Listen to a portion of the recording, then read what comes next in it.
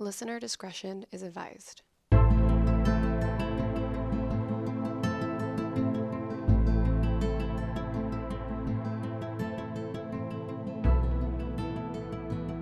everyone, welcome back to the I Should Totally Be Dead Right Now podcast, where we tell true stories of survivors of true crime, natural disasters, and everything else in between. Indeed. Happy Father's Day. Yeah, well, shout out to all the dads out there. It's exciting. Oh, Caitlin, you look a little hungover. I am. Fuck you, Michelle, for bringing it up right away. I am a little hungover, and we are drinking at 9 o'clock in the morning. On Father's Day. On Father's Day. Just feels right. Yeah. God. This is my day. Oh, Lord, poor Caitlin. What are we drinking? You made them today, so I did make them. Tell us all about it. These are dark and Stormies. This is for Father's Day. We figured it was kind of a boyish or mannish drink. I apologize. Yeah, rum. Yeah. Fuck you, rum. So what's in it is just black rum. So it's 2 ounces Black rum. Yeah. Is that different from spiced rum? Yes. Oh, so I didn't know. Spiced rum. Yeah, it's I thought black it was just rum. spiced rum. I don't know. It's black. It's 3 ounces black rum, 2 ounces ginger beer, and then ½ ounce lime juice if you would like. Oh, that's an optional thing. I added it because I like lime a lot. So. Oh, black rum shares the taste characteristics of your favorite whiskeys. Oh, so it is kind of manly. Yeah. You know? Yeah, because we're like, fuck whiskey drinks. That's not happening. My mom is so disappointed in me. She's I bet. a whiskey person. I just can't do it. It's just that flavor and the smell. Ugh. I can do some whiskey sours and something that really hides the whiskey. Yeah. And then I'm good. Sorry, that was a lot of ice sounds. Fuck you, Michelle. Hair of the dog. Yeah, you can do it. What is the worst you were ever hungover? Oh man, the worst I was hungover, I was like throwing up most of the day. I just laid in bed and I just got up to puke. And I would try water sometimes. I would try crackers and I just couldn't do any of it. I finally got out of bed like at 4 o'clock after being in bed all day. So what was the story behind your terrible hangover? Yeah, like who even can remember? That was the night the first time I've ever got like blackout drunk. I've never gone blackout drunk again. It's not fun. It's not a good idea. Don't do it, kids. But I woke up and apparently I broke my toe the night. Yeah, I didn't even know until the next morning. Fucking partied hard, Caitlin. So you were nursing a hangover and a broken toe. Yeah, it was bad news. So I haven't done it again, and that was years ago. Reminds me of the time that we partied so hard that Amy of Wisconsin fame, as I like to say, she broke her foot, and we had a nurse there, and the nurse was like, "Oh, it's just a contusion, it's fine." So we continued. I think she rode a bike. She did all this shit, and it turns out her fucking foot was broken the whole time. Oh my gosh. Poor Amy. Yeah, she was in pain. The next day, I bet. Yeah, it was pretty bad. It wasn't great. Oh, goodness. Well, happy Father's Day again. Yeah. Hopefully you guys aren't super hungover. Yeah. I'm not super hungover today. I'm just a little slow. Yeah.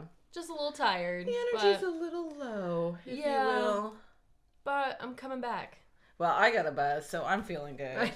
Like, it's just rushing through me. I'm getting a little warm, and good. My face is getting flushed already. Well, you're drinking also, I have grapefruit cider, and it's so good.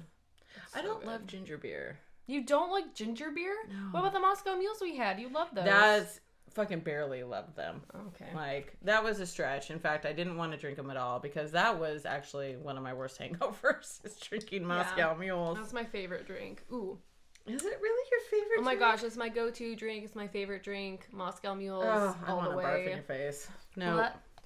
But all our stories today are about fathers. Indeed. So... Can I have a spoiler? Is your father the victim or the hero? You just have to listen. No spoiler alerts, Okay. Michelle. All right, go ahead. Have I ever give you a spoiler alert when you asked? No. Fucking bitch. All right. Here we go. All right. I'm ready. I'm going to get my drink. I don't know which one. Both so of I'm going to them. grab both. I'll Okay. put this one down. It has a lot of ice noises. This story is about Paige Winter. So, it is June 2nd, 2019. Okay. And Paige is 17 years old. So this is almost a year ago. Yes. Or just over a year ago now. Exactly. Okay. She's at the beach with her family in North Carolina. Paige... I don't like the way this is headed already. Paige, her sister, and brother are swimming in the ocean pretending to be mermaids.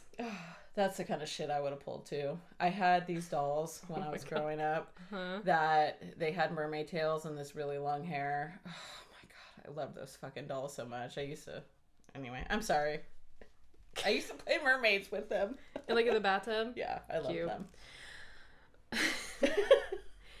So they were not in too deep, just at waist height. Okay. So they weren't like out there. All of a sudden, something started to pull her underwater.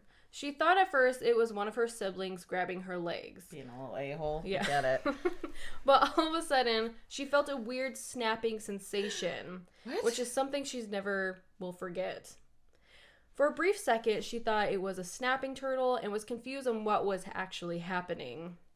Then Paige describes that she started to get pulled like a dog playing tug of war, like with a, Oh toy. my god, I've already got goosebumps. This is unappealing. This is terrifying. She states, I remember giving up for a second and then like laying there, and then I was like, no, wait a minute. I can't do that. Like, that's not an option. So a lot of her quotes have a lot of likes in it. I love her already. I know. I thought I took them all out. I didn't. But in the next one, I did. A lot of my quotes have a lot of likes in them. So. A lot of your stories has ums in them that I have to edit yes. out so many times. Okay, Caitlin, you can fuck yourself. That felt way judgy. Oh no. Okay. All right, let's Also- get back to it. She stopped feeling pain as her body went into shock. Oh god. She tried gathering up all her strength to pry the animal off of her, but it was too strong.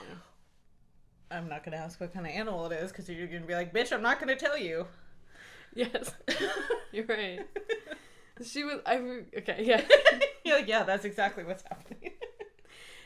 She was beginning to lose hope, and she started to pray for a miracle. I'm 17. Please don't let me die. I'm not ready to die. I have stuff to do. My body went into shock, so I couldn't feel anything. I just knew it was bad. While this was happening, Paige's dad is leaving the water. All of a sudden, he hears shark. He turns around and quickly realizes his daughter is in trouble.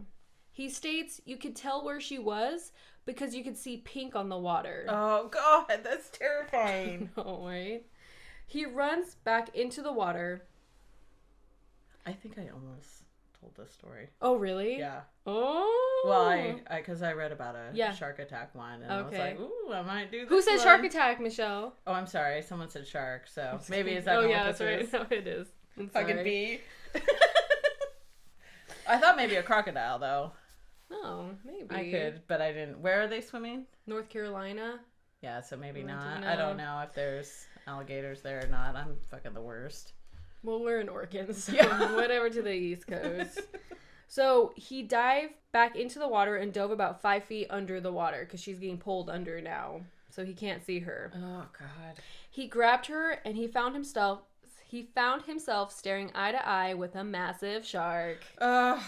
Could you fucking imagine? No. Could you fucking imagine? I could not. That's terrifying. It is terrifying. Like, I just think of all the times that I was in the water in Hawaii and things, Uh-huh. and then you see those stupid pictures where, like, the dumbass is just sitting there, and in the wave behind him is this massive shark or some Yeah. shit. I just feel like that's me. And You're like, hey. yeah, hi guys. Don't worry about that shark that I don't see or know. As he was pulling Paige back up, the shark was coming up with her. Oh my god. He was not letting go. Charlie then started punching it with everything he could in Yeah, this is the same. This was the story. Sorry. He, well, I just saw a man punches shark, and I was like, I'm on board. Right. Sorry. So he's punching it in the face and in the gills, and finally, he lets go. Isn't it a thing that, like, sharks don't like to be punched in the nose? Yeah. Is that... I guess, yeah. Or is that just a myth that I've heard No, somewhere I think it's the along nose and way? the gills, because, you know, they have to breathe through their gills. So it's like you're punching him in the throat, pretty much. Yeah, that's true. Right? Damn. So the shark finally let go. Charlie put Paige over his shoulder and started carrying her to shore. Paige remembers saying, "Dad, please help me." Oh, that had to be heartbreaking Right, for him. yeah. Oh my God.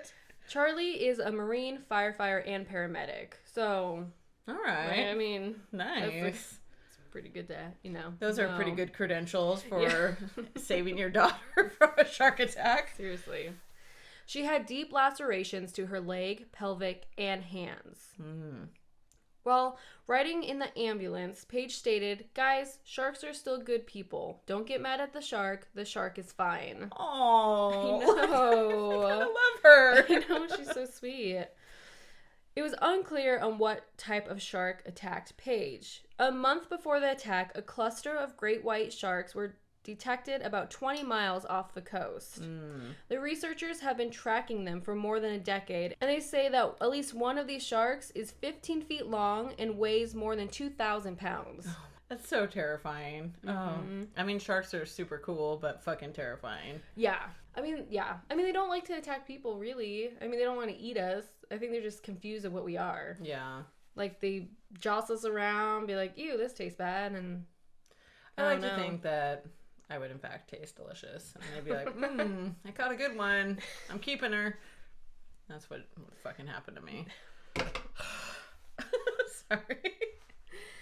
Paige had to have her left leg amputated just above the knee and lost 2 fingers as well. Wow. She spent a month in the hospital. Her friends threw Paige a homecoming party at the New Bern restaurant where she used to work. Aww. She had to undergo several types of aggressive physical therapy every day. Doctors said that she would regain about 95% function in her right hand, but was unsure about her left hand. Her family started a GoFundMe account to help with the medical costs. They raised $86,126 out of $150,000. Dang. Well, it's sad they're like barely halfway to their goal, but they raised a lot of money. Yeah, that's a lot of money. Good job. My gosh. I know. Fucking medical bills in the United I States. know. You can still donate. It's still up, so. Paige's attitude remained positive and strong throughout this whole process. Good for her. She was flooded with hundreds of cards and gifts, and even actor Robert Downey Jr. reached out as well. Oh. I know, Hot right? Damn. Hashtag worth it. He invited her to be part of his new sustainability initiative, and they've been in regular contact since then. I put content. Oh, that's funny. That is weird. So he's all about, you know, saving the ocean and stuff like that. And I didn't know that. Yeah, I guess so. I didn't know that either. I liked Robert Downey Jr. before. I know. I'm like, even more now.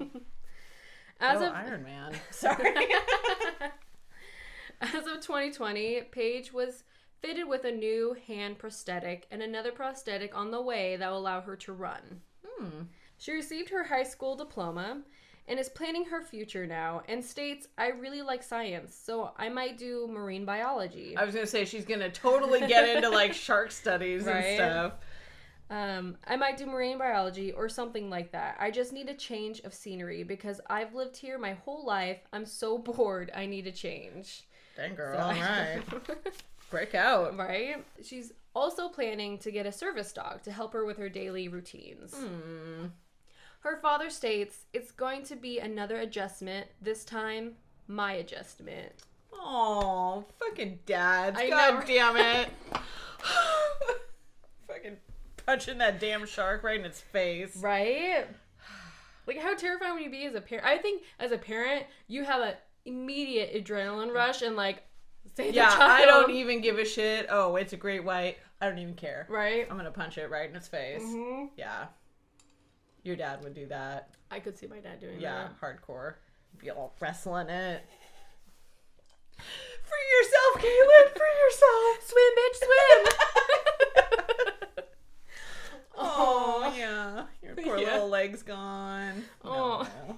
That's hard. I mean, she stayed positive the whole time. Like, I think I would go through, like, a phase of depression, man. Like, you're missing a limb. Like, yeah. that's I'm a sure loss. she did. I'm sure she went through Something. a lot of right. different emotions and a lot of, I love sharks and I hate them, you know, maybe type of things. So that's what I would go through. Well, even there, she was like, she wanted to learn more about sharks after she got attacked. She's just was interested. So she took that and, like, made it maybe a career out of it. Well, they say the more positive and the more optimistic your outlook is, the more quickly you can recover from trauma and things like that. Really? It has everything to do with your outlook. Wow. And the happier you are, the faster you're going to recover. So be happy, people. Yeah. That's really the bottom line with everything. Just be happy. Yeah. Let's grow through joy and love, not hardship and struggle. Find the silver lining in all situations. Well put, Caitlin. What? I said well put. Oh, thank you. You're like, bitch, what'd you say? I didn't know what you said. That's funny. Oh, good times. Did your dad ever save you growing up? Probably. He's like, more times than I can even fucking count. She was clumsy. We were at a hotel and I was little and my mom was like, I'll be right back. I'm going to swim to the end of the pool and come back. Stay right here. So like, she starts swimming and all of a sudden she hears a little bloop. And then she turns around and there I was just under the water. Oh, so I don't remember if it was my dad that jumped in or my mom that rushed back. But they picked me up out of the water and I was just trying to paddle. Like I was trying to swim. Oh, but my dad did come over to my apartment when that guy followed me home. That's right. I do remember that. So luckily they live only like 5 minutes away, but I called crying. And I'm like, someone's followed me home. They're looking for me. And my dad's like, bow. He got there really quick. That shit was scary. That shit was scary. Yeah. Don't follow people, okay? Yeah. Hi, stalkers. Let's, like, bring it back a little bit. Oh, God. Ugh. I'm trying to think if my dad ever saved me. I'm sure he did, like, numerous times. But... Oh, yeah, I'm sure. Especially with your farm life. Oh, my God. Well, I mean, my dad was in harm's way. I think it was one of those, like, oh, maybe I should have done that. Fucking dynamite and all kinds of shit. So, yeah, he saved you on that. He picked you up, right? Oh, no, you... No, we all just had to run. Right. It was every man for himself at that point. Oh, my mom never knew about that. That's so funny. Like, I remember told the story, and she's like, what? That never happened. I was like, that happened. Sure did. Well, anytime my dad's friend came over, it was fucking gonna be some sort of craziness. So we all have that one friend. Bikers, man. No, I'm kidding. Joel's a biker. True. That guy was a whack job, though. So, anyway. All right. Okay. Well, I have a Father's Day story Ooh, as well. Let's hear it. Yeah, it's a little different take, if you will. Okay. All right. So this story is about David and Charlie Finlayson.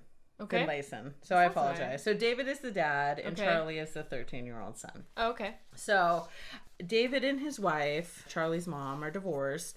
And so most of the time, Charlie goes and stays with the summers with his dad. Mm-hmm. And so on this particular time, they were going to go out mountain climbing, like rock climbing. Okay. Which at this point, Charlie's been taken out numerous times, and he's got quite a bit of experience. For being 13-year-old, he can fucking rock the house with rock climbing.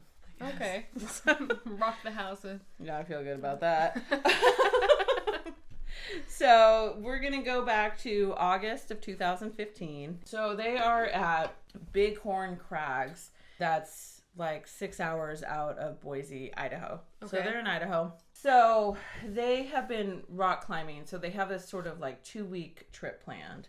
So they've packed their backpacks with energy bars and survival stuff. And for 2 weeks? Wow. Yeah, That's they're not fucking around. Yeah. So there's just a lot of camping and rock climbing and just fun times all around. Okay. So they're heading up, and this is actually their third ascent of their trip. So they've gone up one hill, and I don't know if they camped or one mountain, probably is more likely.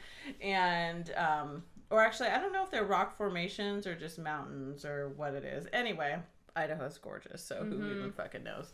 Okay, so they're on their third ascent, and his dad is making his way kind of across a rock. And he's got his fingers sort of inside a fissure? Is that how you say that? Anyway, in a crack in a rock. Okay. So it's like barely hanging on. Yeah. And out of nowhere, a boulder falls down and just crashes into David, the dad. Oh my gosh. Hits him in the head, and I think it hits him in the arm and knocks him off the rock. Well, yeah. How big is this boulder? Do you know? I don't know, actually. It's significant, though. Okay. Like holy shit. Like probably 2 feet or something in diameter. Oh my gosh. That's my guess. Yeah, it's a fucking large rock that breaks loose and falls just directly on his dad. Whoa. So Charlie, who is sort of attached to a tree, I don't know, I'm sure there's another word for it, pinioned, or I don't know if that's a word. But he sees his dad sort of just sailing through the earth or sailing through the air down to the earth. Oh my gosh. He is, in an instant later, like, he just sort of comes to a stop because the brakes in all of their safety lines kind of stops. Oh, okay. So he's like falling, and then like comes to this instant stop. So he didn't hit the ground. No, he didn't hit the ground. Okay. So, but he's just sort of probably been jarred pretty significantly. So Charlie's like, "Oh my God, Dad, are you okay?" And there's nothing. And oh no. So Dad hung 12 meters down below his son, and they couldn't see each other. So he was down further below where Charlie could see. Uh-oh. And so finally, Charlie hears, "Charlie, are you there?" And he's like, "I'm here. Are you hurt?" And beneath David's dented helmet, his head was throbbing from a concussion.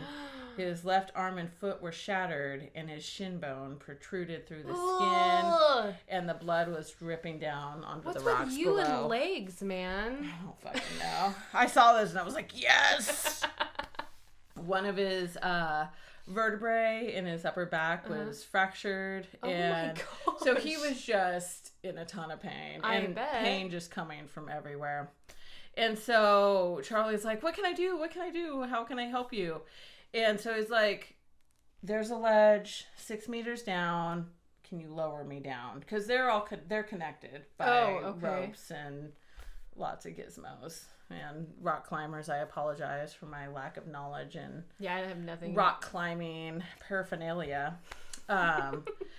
So even though, because it was on sort of a set of pulley systems, even though Charlie was much smaller than his dad, he was able to actually lower him down. Oh, that's good. So he just slowly lowered him down, and he got him onto that ledge. And then his dad called for the first aid, like, throw over my backpack or lower down my backpack. There's a first aid kit in there.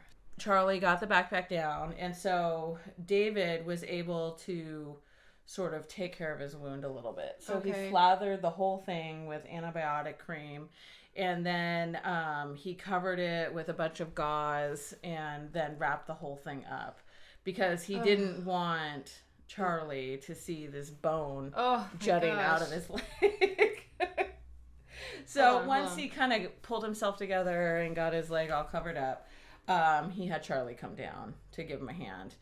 And Charlie's like, can you tell me it's going to be okay? And he's like, yeah, it's totally going to be fine. Don't even worry. So I know, good old dad. But he's like, we need to get back to camp. We got to get off this mountain. He obviously needs medical help. So they had a plan, and they were going to lower David down a little bit, and then Charlie was going to come follow. And then they would lower him down a little bit more, and then Charlie would come follow again. So they had this pulley system that they were working with, and the process was agonizing. I bet. So David was dizzy and nauseated, and whenever his left side touched the cliff, the pain was overwhelming. So he was like sort of bump into the cliff, you know, just from the swinging. Yeah. Oh my gosh. Yeah, God. So, and then Charlie would have to kind of untangle everything and bring it down and then sort of reset it all up and then bring him down a little bit longer.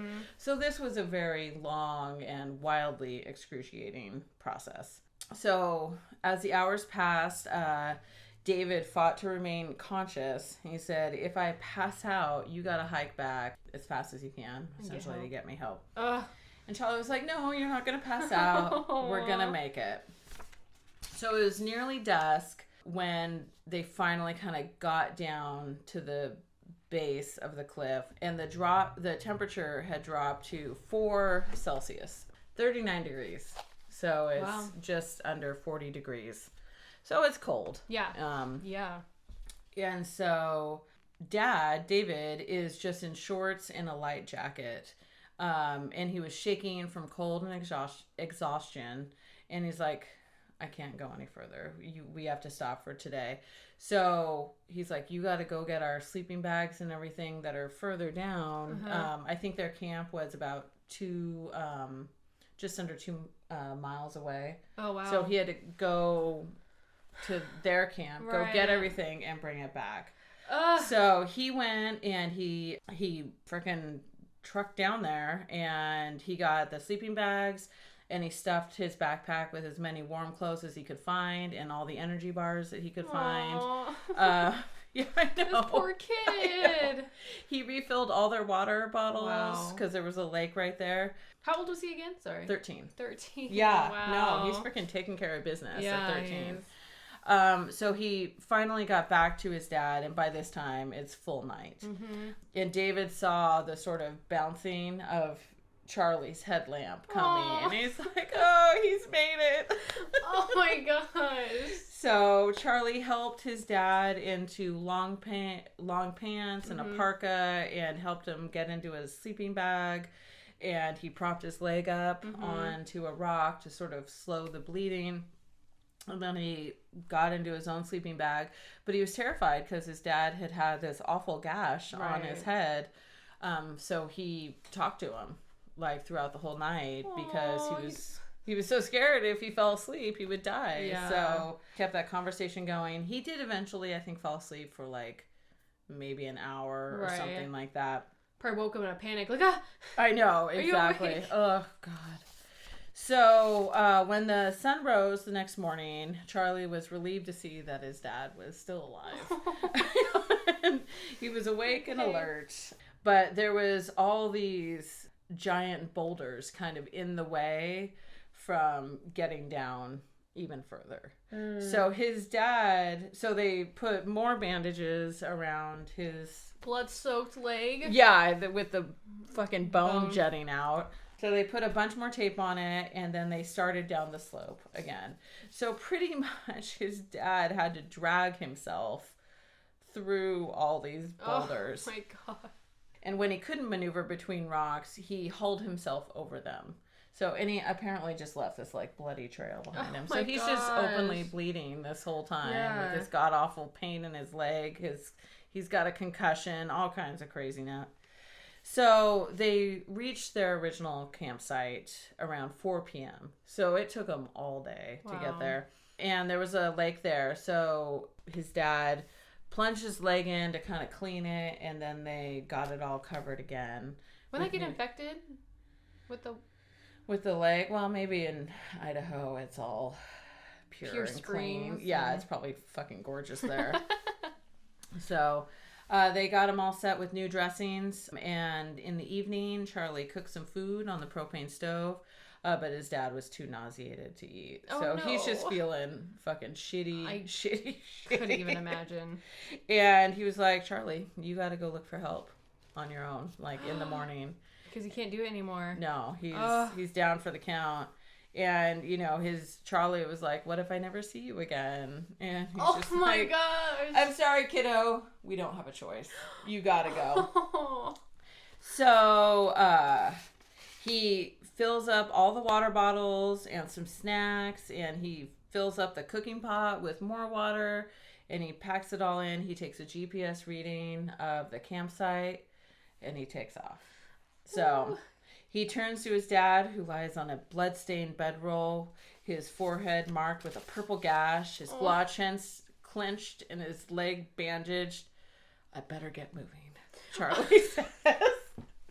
Good luck, kiddo, David says. You're so intense. I love it. Just take it slow and steady.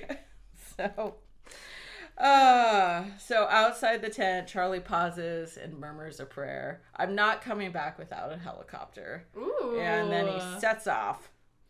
So this is like a movie. Seriously, it probably is going to be a movie at some point. So Charlie's destination is 20 kilometers away. Mm-hmm. And it's a cabin where volunteers live that have a two-way radio. So people can go there to call for help if they need it. That's nice. Yeah, thank goodness. The path rises gently at first, but it reaches an altitude of 3,000 meters before plunging into a valley and climbing again. So he's this is a long trek for him. Mm-hmm. As Charlie walks, he blows a whistle to ward off grizzlies and mountain lions. Aww. So there's fucking also dangerous animals all over. Charlie's hike grows more grueling as the trail climbs towards the pass. As his heart rate rises, so does his anxiety level. Aww. Around the 5-kilometer mark, he thinks he hears voices. So he gives a sharp blast on his whistle and yells, "Can you help me?" And someone yells back, "Sure." So, that'd be you. I know. Come on. You got it, guys. I'm on my way. God. So, sprinting, Charlie encounters two men, John Craig and his 19-year-old son, Jonathan. Choking back tears, he describes his father's plight and shows him the campsite marker on his GPS. And so the Craigs debate on whether to accompany the boy up the mountain further to the cabin or to go find the dad. Oh. So Charlie was like, please go to my dad. He needs help. So just before setting off to go find David, they are like, there's 3 groups up ahead and they can give you a hand and they can help you find the cabin. So he kind of ends up diverting his route a little bit and sort of goes around the lake more, but alas, the campers were gone. So he didn't find them and was pretty disheartened. So he just continues on. And then further up the trail, he hears more voices. So he blows his whistle again and calls out, and voices answer.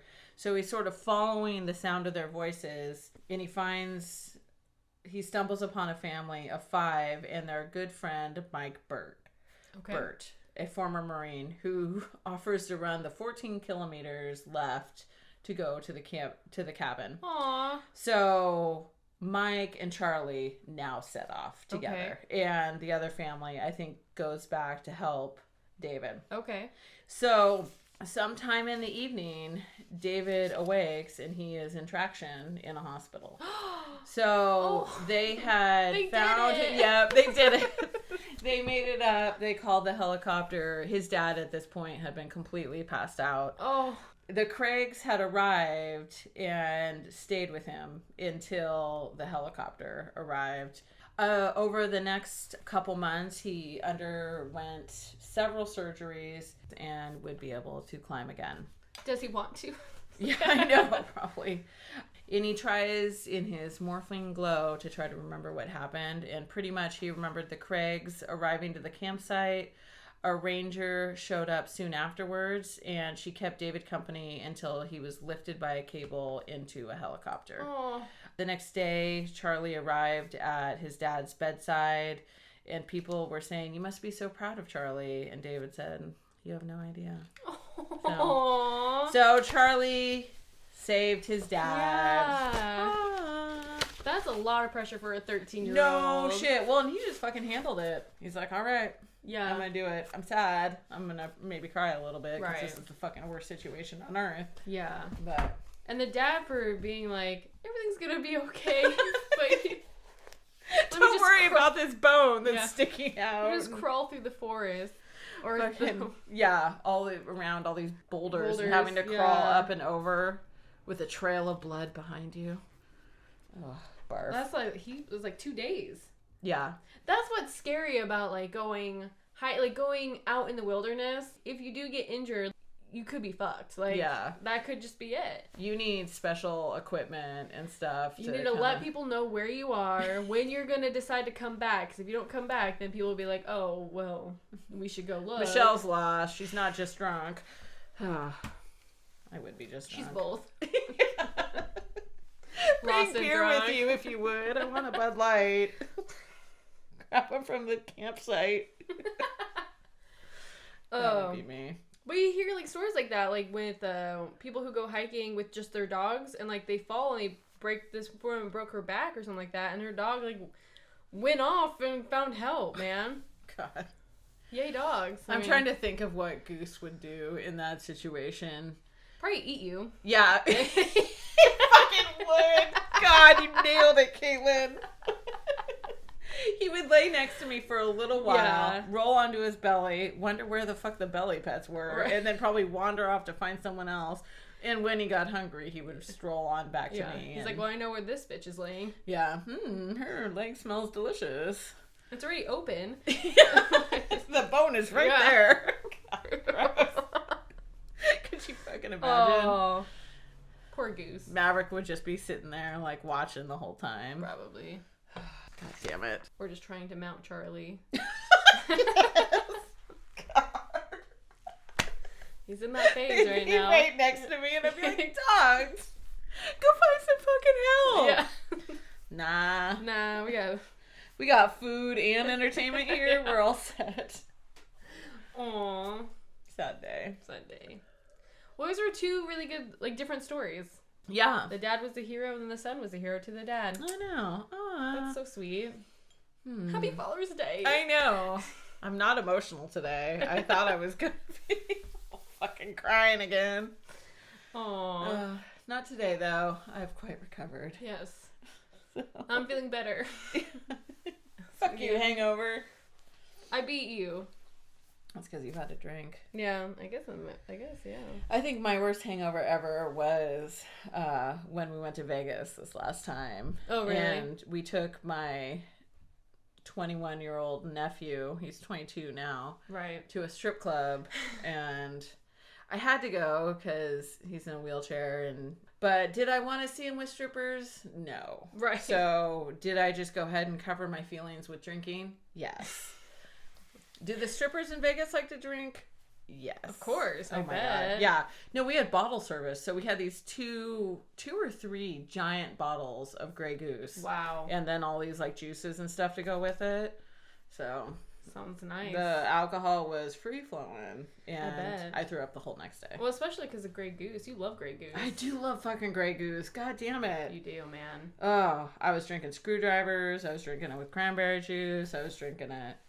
We were doing shots. Oh, it was bad news. And I don't think I had very much to eat because I was like nervous about the evening. Right. I got a couple strippers' phone numbers though. I know you did. They just wanted threesomes. Paid threesomes. Fuck them. No, I'm just kidding. Chi-Chi, I didn't mean it. Chi-Chi. That was her name. That's cute. I still have her phone number. She makes lingerie. That's cute. Yeah. All right. Well, happy Father's Day. We got to stripping. It sounds right. Yeah, always feels leads right. to that. So we hope you enjoyed this episode. Happy Father's Day to all the dads out there, or moms who are single parents. You know, Yeah, they're like celebrate a dad. them both. Yeah, exactly. You did it all, girl. You did it Fucking all. nailed it. So you can follow us on Instagram and Facebook, and you can email us at ishouldtotallybedeadrightnow@gmail.com. We also have a website, ishouldtotallybedeadrightnow.com, where you can see episodes. And... We're gonna add the drink recipes on there, and it's growing. So yeah, email us, follow us, like us, comment us, all that shit. all, Do it all all. the above, all the above. All right, so then we'll see you next time. Woo. All right, bye. Bye.